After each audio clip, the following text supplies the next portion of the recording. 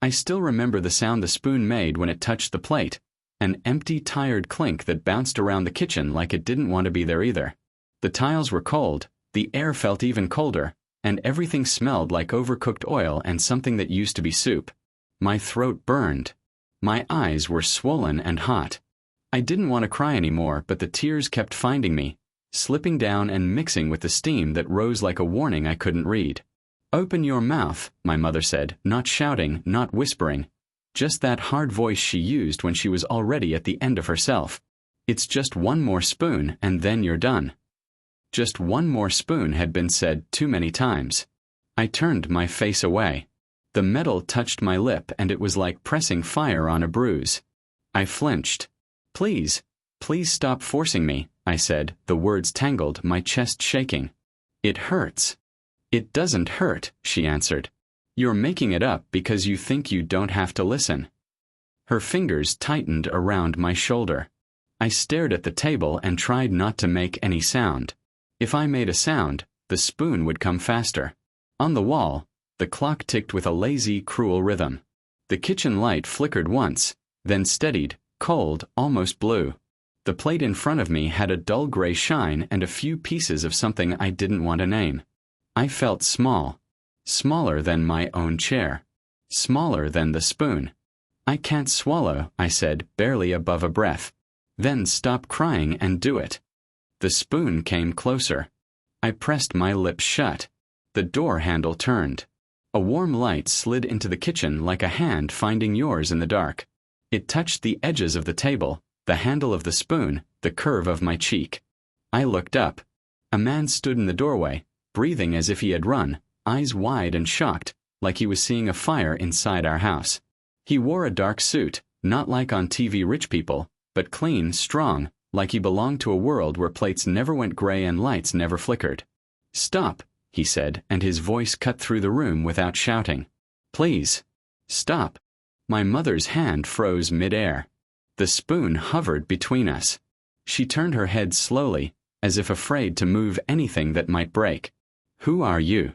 Her voice slid from anger to a nervous laugh that wasn't a laugh. "You can't just." "I'm here because she called," he said, glancing at me. "Not with a phone, don't worry.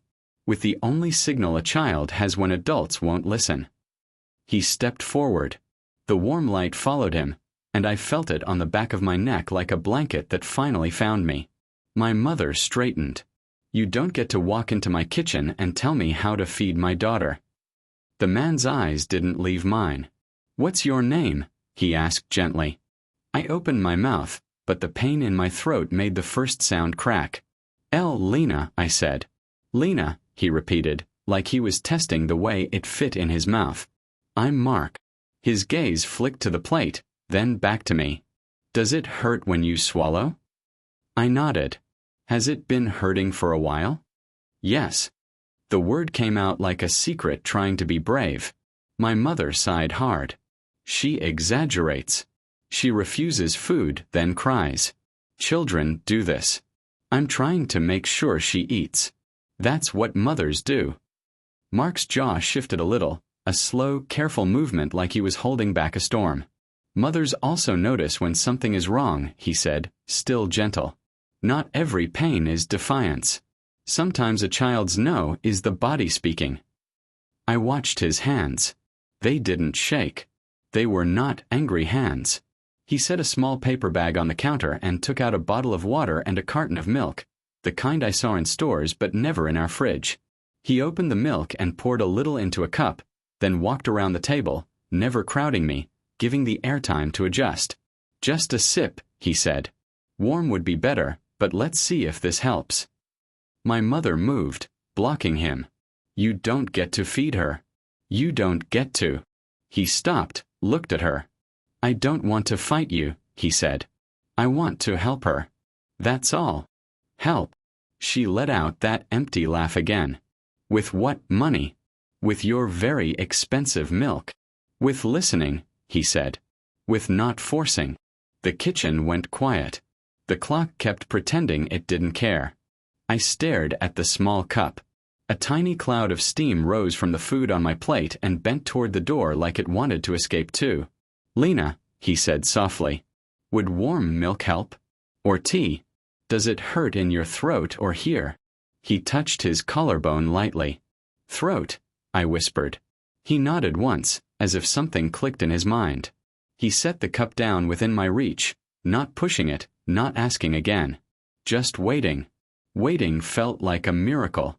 My mother rubbed her forehead. She has to eat, she said, but even her voice sounded tired now. If she doesn't eat, she gets weaker.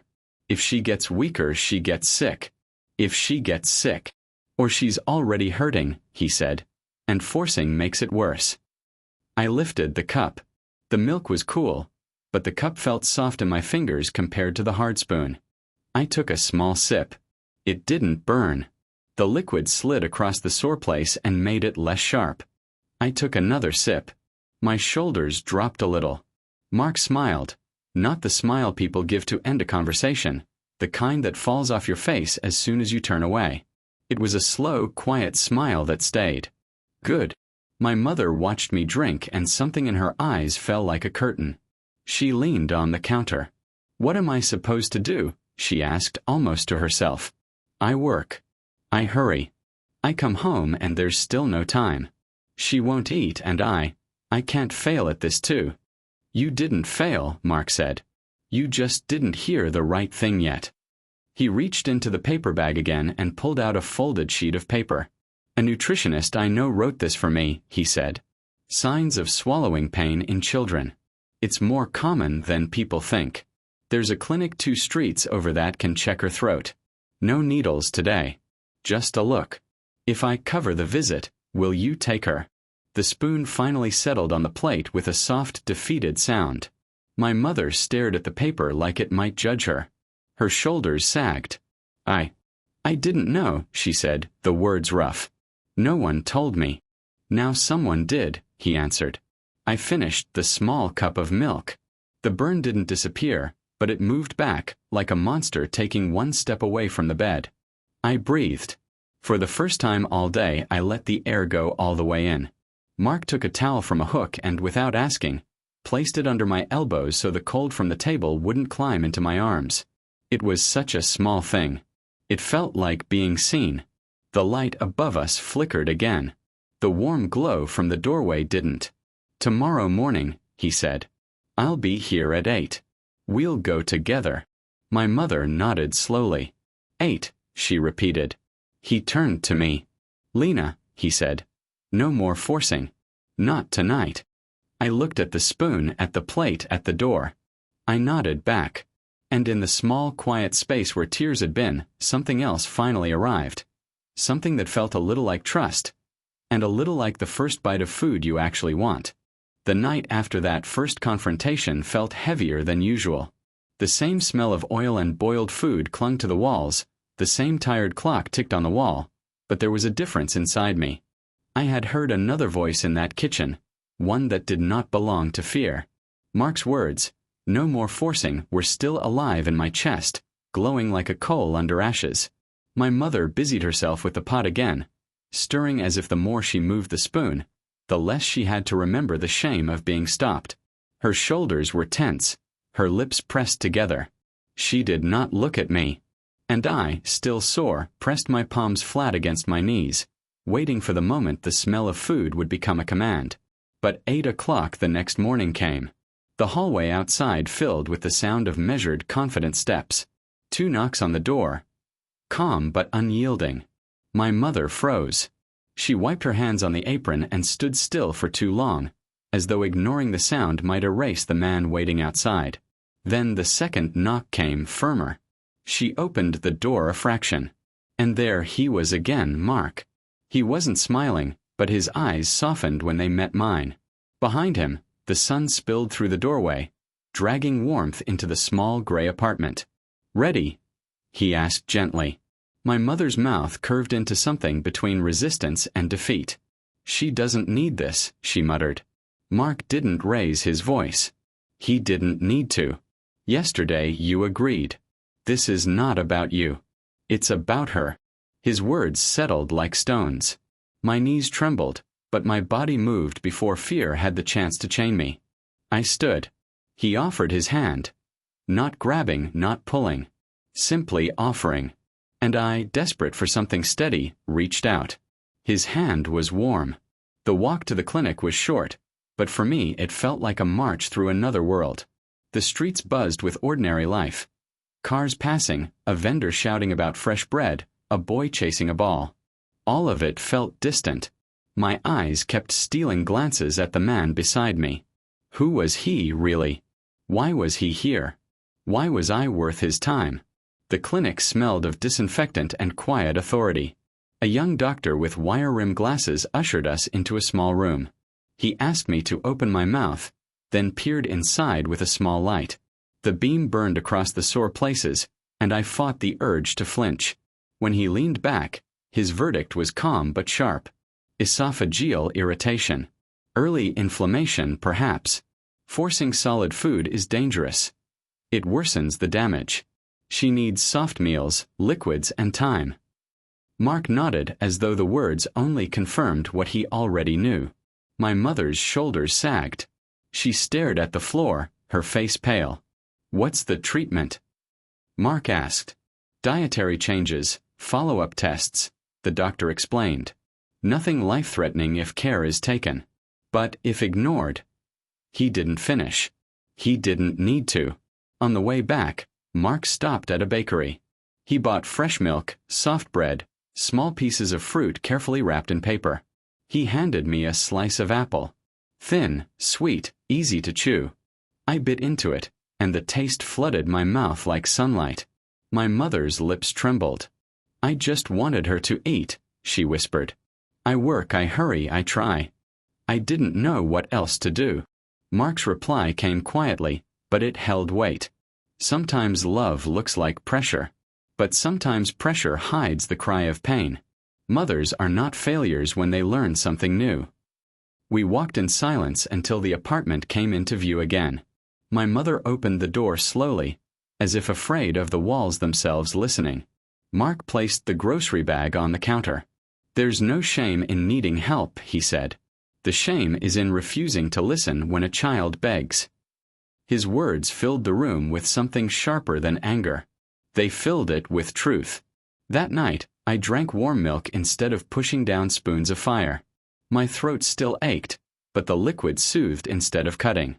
My mother hovered near the table, silent. Mark had left hours earlier, but his presence lingered in every corner of the kitchen. For the first time in months, I finished what was given to me. Not because I was forced, but because I could.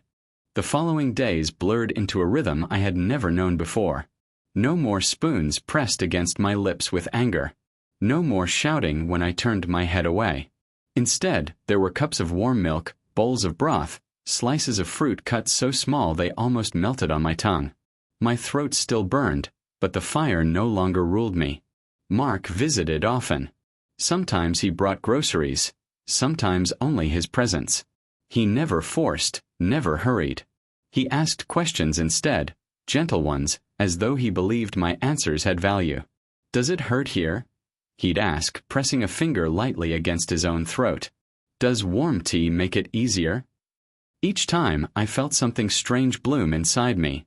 The feeling of being listened to. My mother watched all of this from the edges of the kitchen. Her silence was heavy, her eyes restless. Pride fought with shame inside her, and neither seemed to win. One evening, Mark arrived carrying an envelope. He placed it on the table with care, as though it were fragile glass.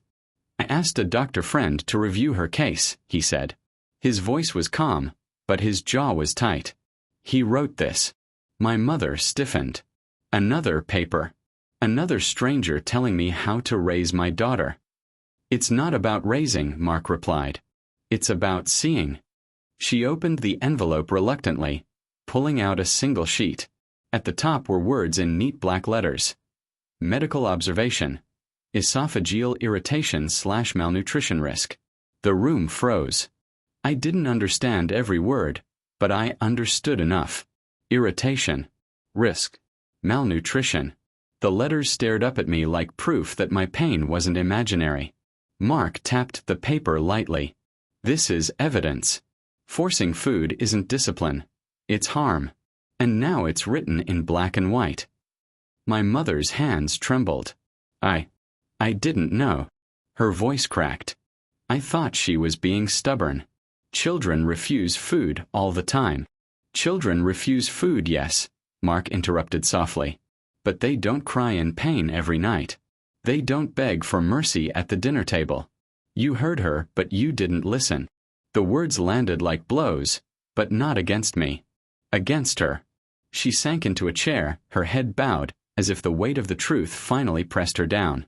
I reached for the paper, my fingers brushing the cool surface. For the first time, something outside of me confirmed what I had always known. I wasn't weak. I wasn't dramatic. I was hurt, and no one had believed me until now. Mark turned to my mother again. There are programs, he said. Support for families. Nutrition plans. Even financial help if that's the barrier. Her eyes flashed with defensiveness. We don't need charity. It's not charity, Mark replied, his voice steady. It's responsibility. Yours to care. Mine to step in when I see neglect. The word neglect cut through the room like glass shattering. My mother's lips parted, but no sound came. She clutched the paper, knuckles white, as though it might disappear if she let go. The clock ticked. The refrigerator hummed. And in that silence, I realized something had shifted forever. That night, I lay awake in my bed, the document folded carefully under my pillow. I traced the edges with my fingers, memorizing the feel of it. A shield, a voice stronger than mine, something I could cling to when the shadows whispered that no one cared. Through the thin wall, I heard my mother crying softly. Not the sharp cries of anger I had grown used to, but the broken sobs of someone who had been stripped of her defenses. Mark's words echoed in my head. It's not about raising. It's about seeing. The next morning, breakfast was different. My mother set down a small bowl of oatmeal, stirred with care, steam rising gently. She didn't say anything, just placed it before me and sat opposite. Her eyes met mine for a fleeting second, and in them I saw something I hadn't before, regret. I ate slowly, carefully. Each bite was mine to choose. No hands pushed, no voices demanded. Just silence, broken only by the scrape of my spoon against the bowl. Later that day, Mark returned. He carried no bags, only his steady presence. He saw the empty bowl on the table and smiled faintly. Better? He asked. I nodded. My mother hovered near the sink, her back turned, but I could see the tension in her shoulders loosen just a little. Mark laid his hand on the back of a chair, his voice quiet but firm. This is a beginning, not an end. She needs more than food. She needs safety. She needs trust. Can you give her that? My mother's answer came slowly, broken into pieces. I will try. Trying isn't enough if the pattern returns, Mark said. That's why this paper exists. It's not only proof of harm, it's a reminder of what must change. I watched their faces, the distance between them filled with years of unspoken struggle. For the first time, I wondered if Mark wasn't just a stranger who happened to walk through our door. He seemed to know too much, to care too deeply. Questions burned on my tongue, but I swallowed them. That night, I tucked the document back under my pillow. Its corners poked against my cheek as I fell asleep. Pain still lingered in my throat, but for the first time, hope lay close enough to touch. And I dreamed, not of spoons and fire, but of a table where no one forced, no one shouted. A table where laughter lived, and where love didn't come with pain attached. The paper under my pillow changed everything, but it also sharpened the tension in the apartment. Each day felt like walking across glass. My mother tried to soften her edges. Meals came in bowls instead of plates, her voice less sharp, her hand slower to reach for my shoulder. But regret is heavy, and guilt makes tempers fragile. Mark kept visiting. He was patient, steady, as though he had stepped into a storm he'd seen 1,000 times before. He didn't fill the room with noise. He filled it with calm. But calm can be threatening when someone is used to control. It happened on a Thursday evening. The clock struck 7. The apartment smelled faintly of detergent and fried onions. I was sitting at the table, sipping warm broth, when my mother suddenly snapped. "You've turned her against me," she hissed, glaring at Mark. His eyes didn't flinch. "I didn't turn her. I listened. She was fine before you came," she said, her voice trembling. "Now she looks at me like I'm the enemy. Like I'm a monster in my own home." Mark leaned forward, his hands resting flat on the table. His tone stayed measured, but there was iron in it. "She screamed in pain every night. She begged you to stop. That isn't fine. That's survival under fear." Her face twisted, a storm of shame and anger colliding. "And you think you can just walk in here with your suit and your soft voice and fix everything? Who are you to tell me how to be a mother?" The question hung in the air like thunder. For the first time, Mark hesitated. His eyes darkened, not with doubt, but with something heavier, history. He took a slow breath. "Who am I?" He turned to me. "Tell her what I told you. Tell her my name." My lips parted. "Mark." "No," he said softly. "The full name." I blinked, the truth dawning like a sunrise. My throat tightened, but the word pushed its way out. "Mark Carter." My mother's hands froze against the table. Color drained from her face. "No," she whispered. "It can't be." "Yes," he said, his voice low but steady. "I am her father." The silence cracked into pieces. The walls themselves seemed to lean closer, listening. My mother's breathing turned shallow. "You left," she spat. "You disappeared. And now you come back pretending to be a savior." Mark's eyes flicked between us, sorrow heavy in their depths. "I didn't know. You told me she wasn't mine. You pushed me out before I could ask questions. But when I heard the cry, when I saw her pain, I knew. She looks at me with the same eyes I see in the mirror." My mother's jaw trembled. "She's mine. You can't just take her." "I don't want to take her," Mark said firmly. "I want to protect her. To end this cycle of fear." The tension broke like glass shattering. She slammed her fist on the table, the sound echoing. I flinched, broth spilling across the wood. "You think money fixes this? You think walking in with papers and groceries makes you a father?" she shouted. Mark didn't raise his voice. He simply let hers crash against his calm. "Money doesn't fix pain. Listening does. Patience does. Love does. And she deserves all three." Tears burned in my mother's eyes, but anger hardened them. "You're not taking her from me." Mark stood, his presence filling the room. If you keep hurting, I will." The paper under her pillow is proof. "The law will stand with her, not you." The words cut sharper than any blade. My mother staggered back, her hand pressed to her chest. She looked at me then, not with power, not with control, but with something cracked and fragile. I didn't recognize her in that moment. Not the mother who forced spoons into my mouth, not the woman who raised her voice when I cried. Just a person caught between fear of losing and fear of admitting wrong. Mark turned to me. His hand rested lightly on my shoulder, warm and steady. "You're not alone anymore," he said. The clock ticked. The spilled broth dripped slowly off the table's edge. The air smelled of onions and endings. My mother sank into a chair, burying her face in her hands. For the first time, she didn't fight. She didn't argue. She simply sat there, silent, the fight gone from her bones. Mark crouched beside me. "Do you want to stay here tonight?" he asked quietly. I shook my head. My voice came small but certain. "No." He nodded. "Then you'll come with me." He stood, helping me gather my few belongings. Just a small backpack with clothes, a toy rabbit missing one ear, and the folded paper still tucked under my pillow. I clutched it tightly, the inked words heavier than any suitcase. At the doorway, I looked back. My mother lifted her head, eyes red and wet. She didn't say anything. Not stay, not go. Just silence. The hallway outside smelled different, like polish and dust, like a world waiting. Mark took my hand. His grip was firm, but not binding. For the first time, I walked without fear of where the steps would lead. That night, I didn't fall asleep to the sound of a ticking clock or the clink of a spoon. I fell asleep to the rhythm of a safe breath beside me, steady and certain, like a promise that the cycle had finally broken. The first night away from the apartment felt like stepping into another universe.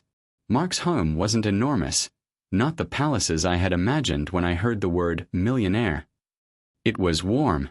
The walls were painted in soft colors, photographs lined the shelves, and the kitchen smelled faintly of cinnamon and coffee instead of grease and fear. He showed me a small room prepared with care.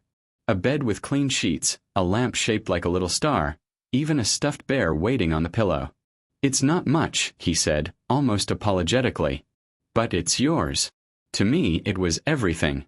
That first night, I clutched the bear, listening to the quiet hum of the house. No shouting, no spoons clinking, no ticking clock beating like a threat. Just silence, soft and safe. Sleep wrapped around me like a blanket I had never known. The days that followed were slow, almost tender. Mark made breakfasts that were gentle on my throat. Oatmeal with honey, slices of pear, warm tea. He never rushed me. If I pushed the bowl away, he nodded, waited, and asked if I wanted something else. Eating became less about survival and more about choice. Sometimes he worked in his study, the door half open so I could peek in. Papers covered his desk, but he always looked up when I appeared. "Need anything?" he'd ask, his voice carrying no irritation, only readiness. For the first time, I learned what it meant to be a priority. But healing isn't only about food or comfort. It's about facing the shadows that still lurk. One afternoon, Mark sat across from me at the kitchen table. He placed his hands together, thoughtful. "Lena," he said gently, "I don't want you to carry this alone. What happened to you, it wasn't your fault. It was never your fault." The words loosened something inside me, something I had buried under layers of fear. My eyes filled, and before I knew it, tears streamed down my cheeks. I sobbed into my hands, the sound raw, years of silence breaking open. Mark moved to my side, not crowding, just resting a hand lightly on my back. "Let it out," he whispered. "You're safe now." It felt endless, but eventually the tears softened into quiet breaths. I leaned against him, the weight of my grief lighter for the first time. In the weeks that followed, Mark arranged doctor appointments, nutrition plans, even therapy sessions with a kind woman who let me draw my feelings before speaking them. Slowly, I learned that my voice mattered, that I could say no and the world wouldn't collapse around me. My mother visited once, weeks later. She stood at the doorway of Mark's home, her eyes swollen from crying. She looked smaller than I remembered, as though regret had taken pieces of her away. "I'm sorry," she said quietly. I didn't know how much I was hurting her. Mark's posture was steady, protective. "Sorry is a beginning," he said. "But trust is built in actions." She nodded, unable to meet my eyes for long. She left quickly, and I didn't chase her. Part of me still longed for her love, but another part knew I had already found something steadier, something that didn't vanish under pressure. Months passed. My throat healed. I laughed more, ate without fear, even gained strength in my small frame.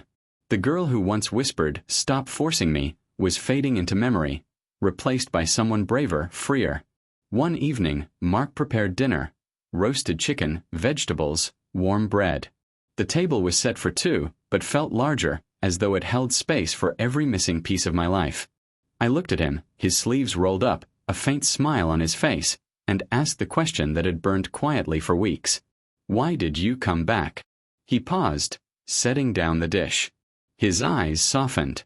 "Because I heard you. Not with my ears, but with my heart. Some cries travel farther than walls, farther than streets. Yours reached me. And once I knew, I couldn't stay away." I held his gaze, tears stinging again, but this time they weren't born of pain. They were born of something new. Trust. Belonging. Family. That night we ate together. Not forced. Not rushed. Just shared. Every bite tasted like freedom. When the plates were cleared, Mark raised his glass of water slightly. "To new beginnings," he said. I raised mine, a small smile on my lips. "To new life." The clink of our glasses rang through the kitchen like a promise. And for the first time in my memory, I didn't dread tomorrow's meal. I welcomed it. If this story touched your heart, if you've ever seen pain turn into hope, please support Cryspire by liking this video, sharing it with others, and subscribing to our channel. Every story we tell carries a message that even in the darkest rooms, a voice can rise, be heard, and be saved.